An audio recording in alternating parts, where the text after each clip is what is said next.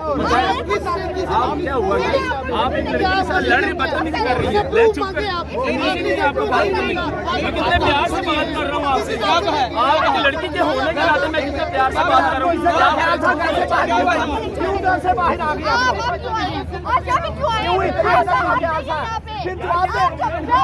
Police को बता सकते हैं। आप तो तमीज नहीं है।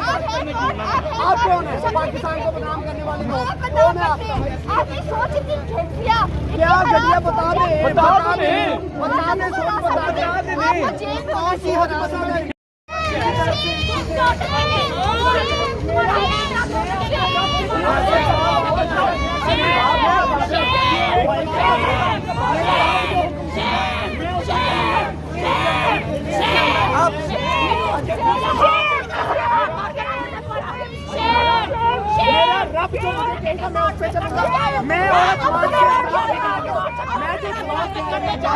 मैं करूँगा किसी की ऐसी कैसी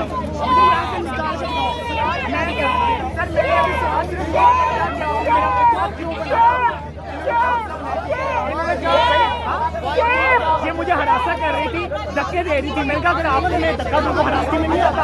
इन्होंने कहा आदत है।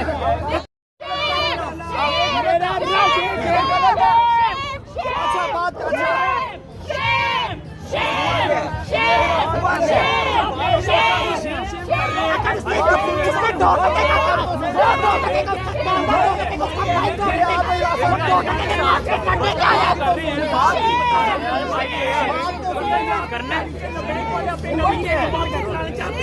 हुआ क्या है भाई? हुआ क्या है?